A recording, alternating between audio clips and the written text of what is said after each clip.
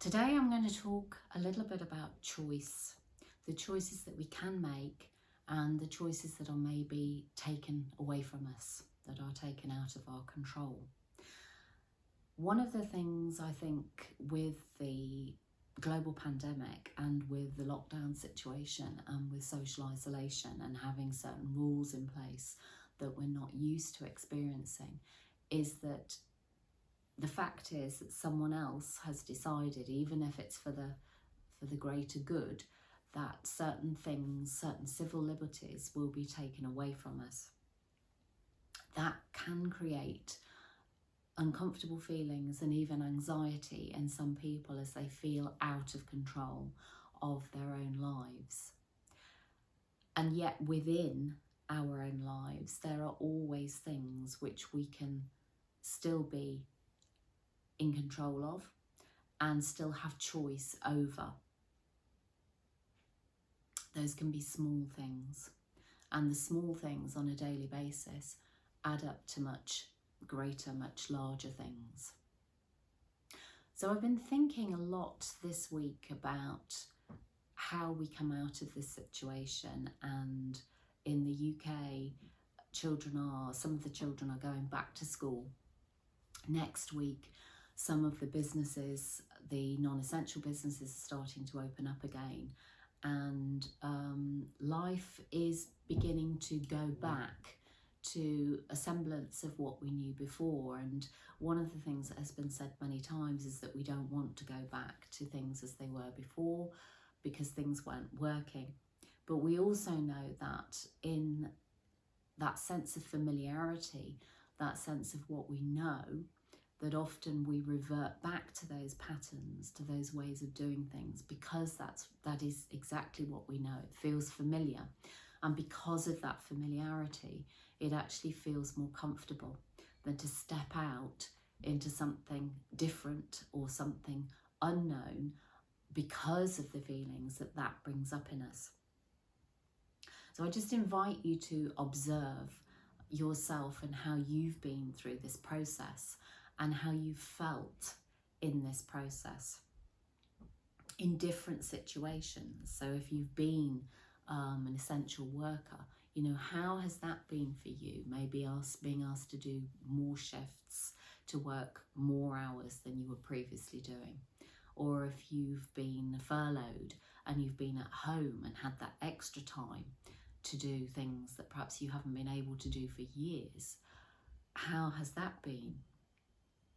If you've been working from home and maybe also had children at home, the challenges that that's brought, how has that been for you? To ask yourself those questions, to observe how you've been throughout that process and in those different situations, and what conclusions or reflections you've had as a result of those opportunities, and what conclusions you may have come to about your life.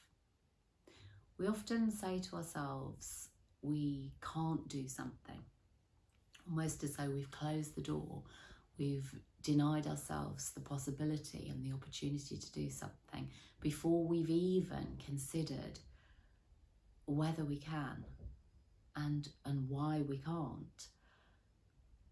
And in the blog that I was writing yesterday, I realised when I was writing it down that the only difference between I can and I can't is a letter T.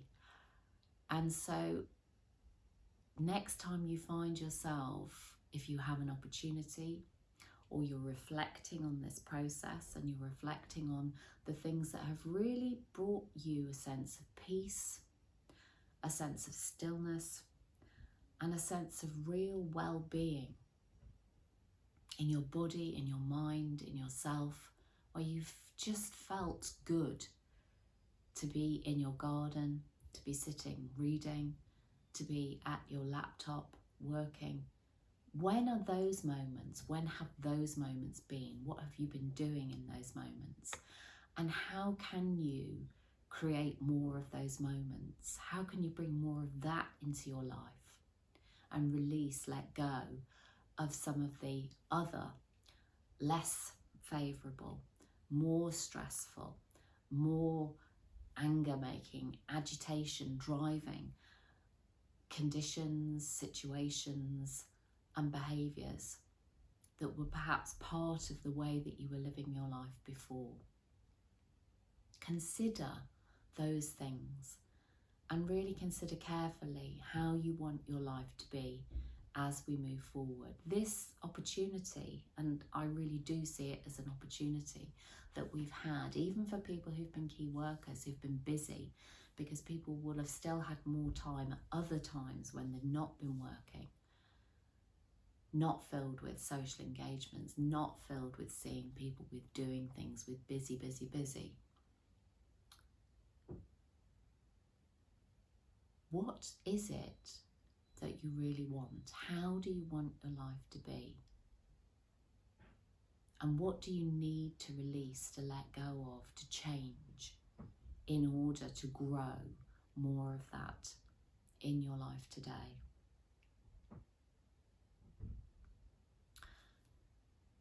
Henry Ford once said, and it's a quote that I've used many times over the years, if you always do what you've always done, you'll always get what you've always got.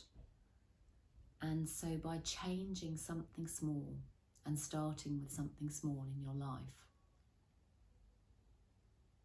something happens, a shift occurs. A shift occurs not only in your daily rhythm, but also in your mind and your mindset. So when you start to do something differently, it could be as simple as getting up half an hour earlier, going to bed half an hour earlier, creating some space for yourself, 10 minutes when you first get up in the morning to be still, to sit with the breath, to read something inspirational. A small change like that all adds up over time and shifts things.